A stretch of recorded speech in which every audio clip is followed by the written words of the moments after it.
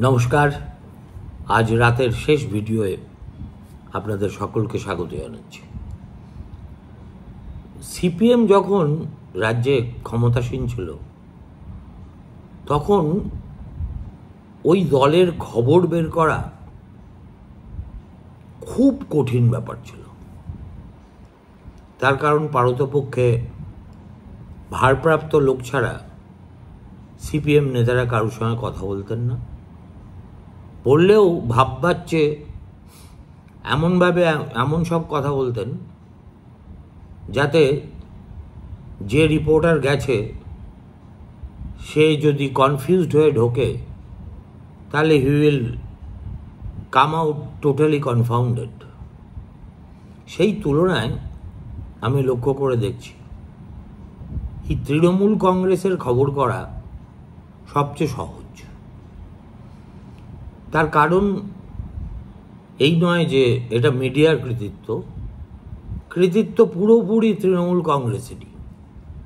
তার কারণ এটা এমন একটা দল যে দলে কোনো কিছুই গোপন থাকে না। একটা সাম্প্রতিক উদাহরণ দিই।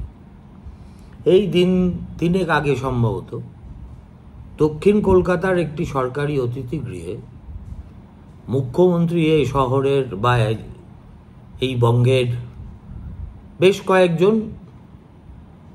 নির্বাচিত বিশিষ্ট জনের সঙ্গে মিলিত হয়েছিল।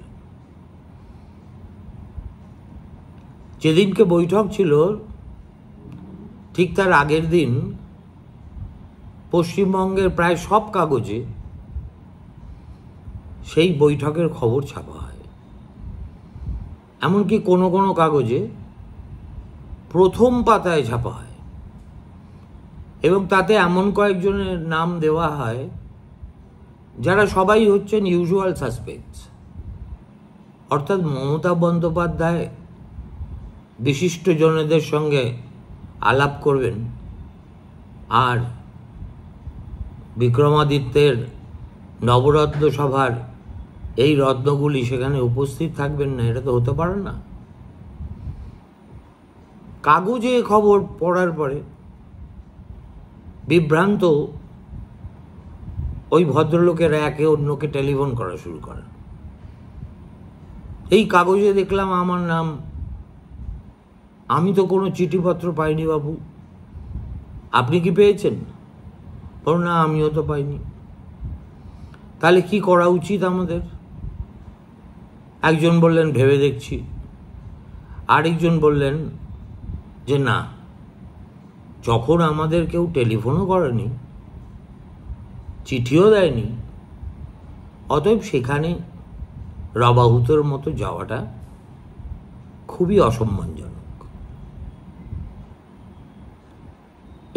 এরা যে যাবেন এ কথা কিন্তু নবান্ন সূত্রে বা তৃণমূল সূত্রে বা মুখ্যমন্ত্রীর ঘনিষ্ঠ মহল সূত্রে কেউ বলেননি, অনুমানের ভিত্তিতে চালিয়ে দিয়েছে। আর এই খবর পড়ে মমতা বন্দ্যোপাধ্যায় এত অসন্তুষ্ট হয়েছেন যে সেদিনই দূত মারফত সমস্ত পশ্চিমবঙ্গের মিডিয়াকে বলে দেওয়া হয় যে এই খবর করা যাবে না।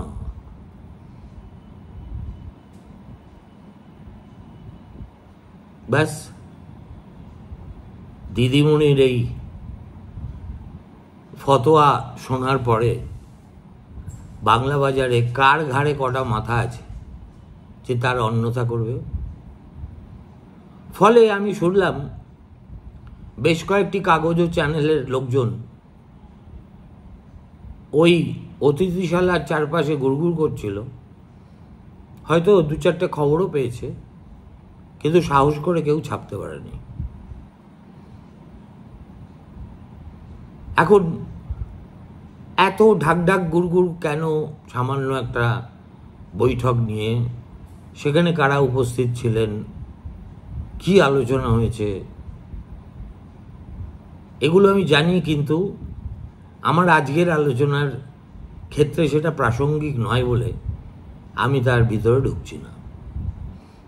আমি এই ঘটনাটা টানলাম শুধু একথা বলতে যে তৃণমূল এমন একটি বিচিত্র দল যেখানে মুখ্যমন্ত্রী চাইলেও কোনো তথ্য শেষ পর্যন্ত গোপন থাকে না।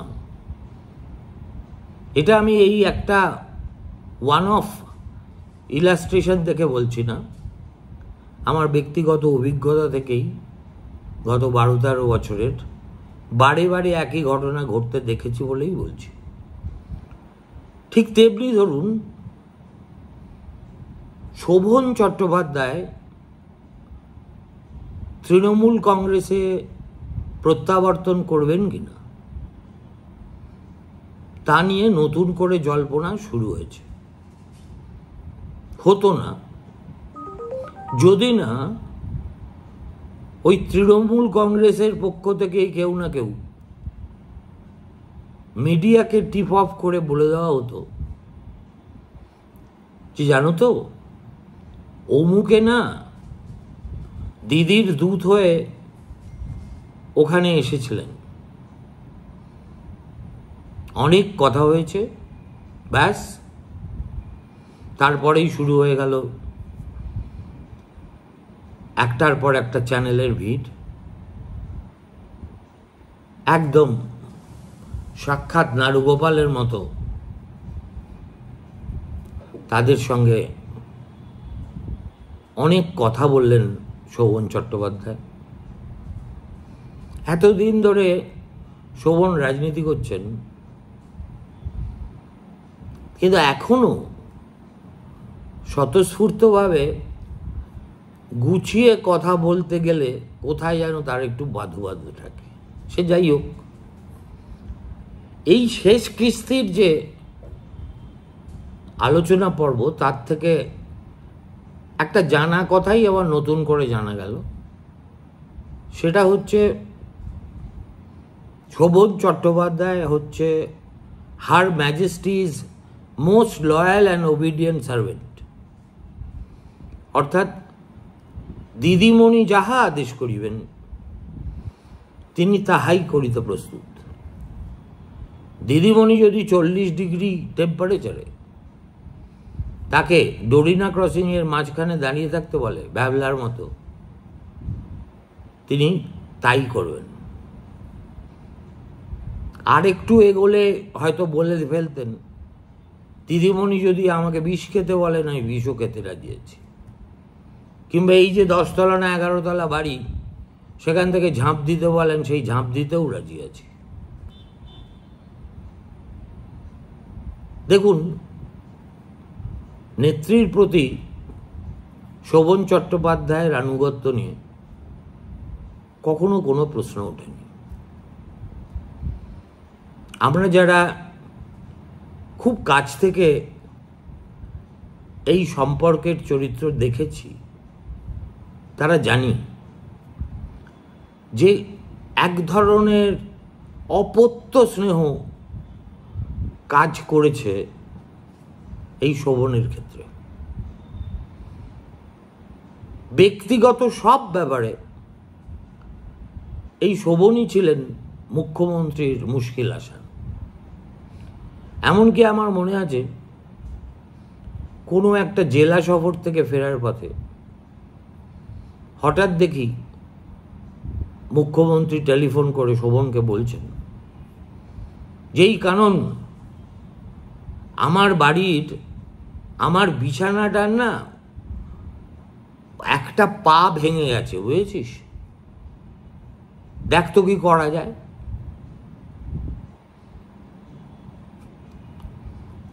শোভন তখন কলকাতার মেয়র, একাধিক দায়িত্বপূর্ণ দফতরের ভারপ্রাপ্ত,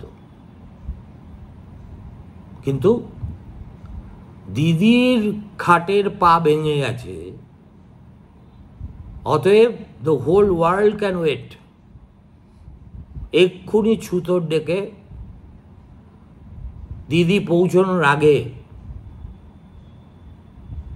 4 পায়ে দিদির খাট খাড়া করে দিতেই হবে। এই হচ্ছে শোভন। শোভন দাঁড়িয়ে আছে একটা সুইমিং পুলের সামনে। হঠাৎ দিদিমণির খেয়াল হলো, ধাক্কা মেরে ওকে জলে ফেলে দিলেন। আমি আপনি যদি হতাম তাহলে চারটে গালাগাল নিশ্চয়ই দিয়ে দিতাম। এরকম একটা অপ্রত্যাশিত অভ্যর্থনা পাওয়ার ফলে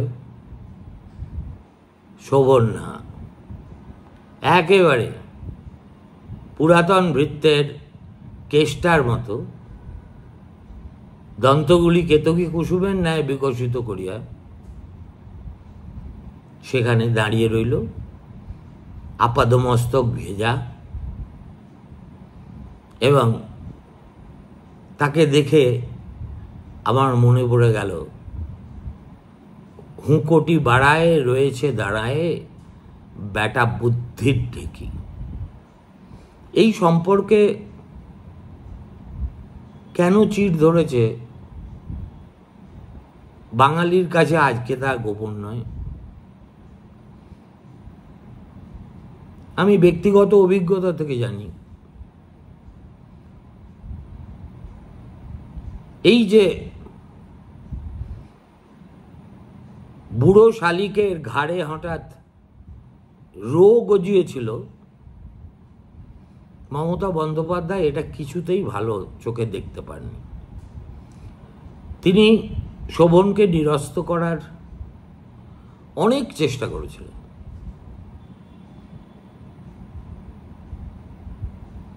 বহু লোকের মাধ্যমে করেছেন, নিজে করেছেন।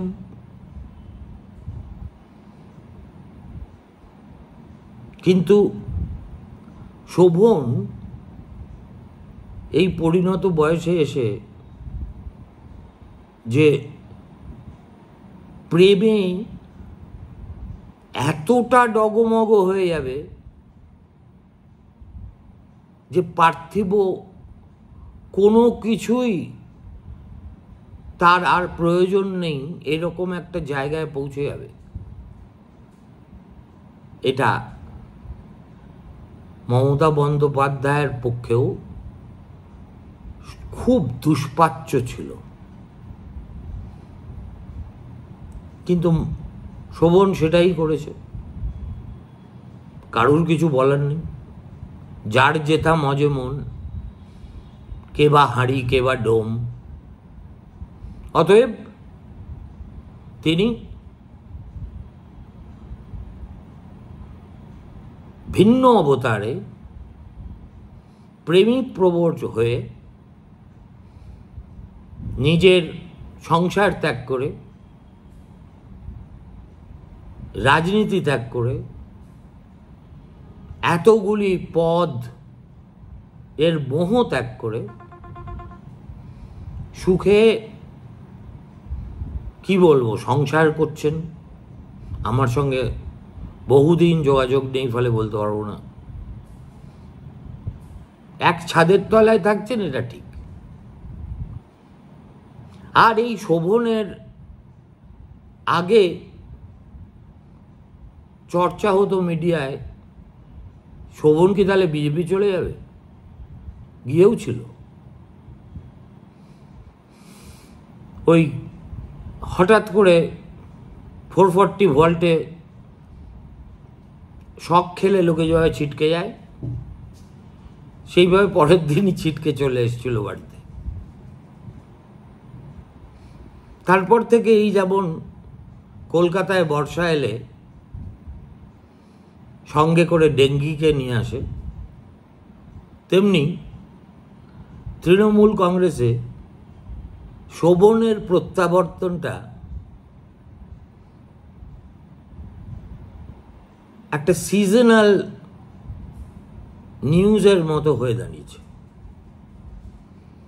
শেষ পর্যন্ত কি হবে কেউ জানে না। কিন্তু বাজার ডাল আর 5টা তেমন খবর জমানোর মতো নেই। কাঁতো গার গণপিটুনি আর এসব করা যায়। অতএব বিশুদ্ধ বিনোদনের সন্ধানে যদি যেতে চাও, তাহলে শোভনের দর্শন প্রার্থী হও। আবার দেখছি নতুন করে এটা শুরু হয়েছে।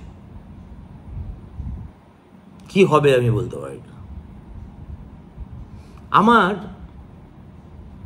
এই প্রসঙ্গে ভাবতে গিয়ে একটা ছোট্ট ঘটনার কথা মনে পড়ে গেল, যে ঘটনাটির কথা আমাকে একদা শুনিয়েছিল আমার অত্যন্ত ঘনিষ্ঠ প্রাক্তন সহকর্মী, অসাধারণ প্রতিভা সম্পন্ন একটি চরিত্র, শান্তিনিকেতনে আপাতত রবীন্দ্র ভবনে কর্মরত নীলাঞ্জন বন্দ্যোপাধ্যায়। নীলাঞ্জন বলেছিল, অম্লান দত্ত তখন বিশ্বভারতীর উপাচার্য। অম্লানবাবুর সঙ্গে একদিন শান্তিনিকেতন এক্সপ্রেসে চড়ে নীলাঞ্জন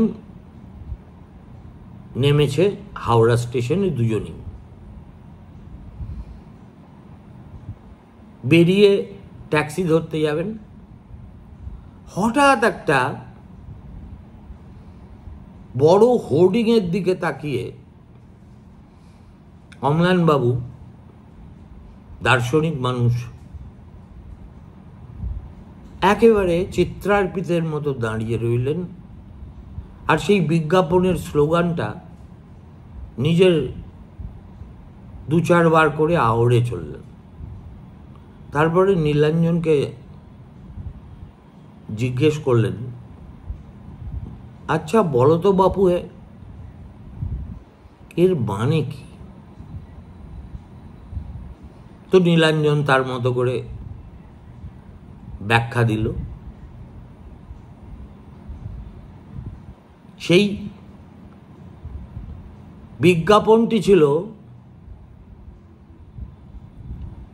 চটি প্রস্তুতকারক একটি সংস্থার, আর স্লোগানটি ছিল এইরকম, নবাব কিনলে আরাম ফ্রি। নবাব কিনলে কেন আরাম ফ্রি হবে, অম্লানবাবুকে সেটা বোঝাতে নীলাঞ্জনের কাল ঘাম ছুটে গিয়েছিল।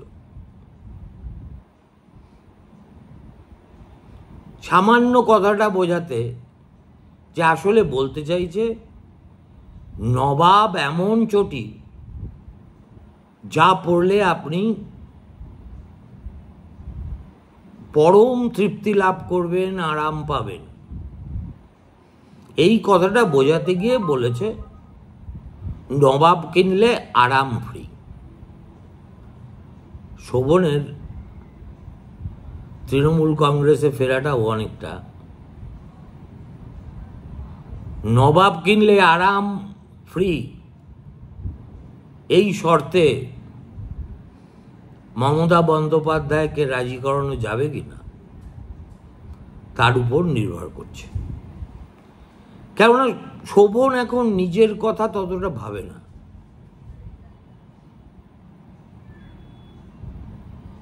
প্রেমেরও জোয়ারে ভাসাবে দোহারে করতে করতে ও এখন এমন একটা প্রেমসিক্ত ভক্ত বৈষ্ণবের মতো হয়ে গেছে যে আগে আরামের কথা চূড়ান্ত হবে, তারপরে নবাবের কথা। আরে গোল তো সেখানেই, যে নবাবের কাছে ওটা আরামের বস্তু, দিদিমণির কাছে তা মস্ত ব্যারামের ব্যাপার। আর শোভনের ভাঙা পরিবারের কাছে তার চেয়েও বড় বিড়ম্বনার ব্যাপার।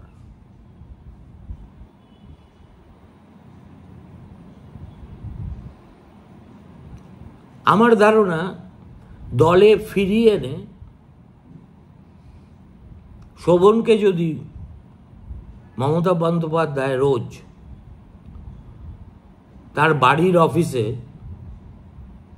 8 ঘন্টা ডিউটি করতে বলেন, শোভনের একটাই শর্ত হবে, দিদি আমি করব, তুমি যা বলবে আমি তাই করব। জীবনে কখনো অন্যথা করিনি, আজও করব না। কিন্তু আমাকে একটু আরামেও তো থাকতে হবে।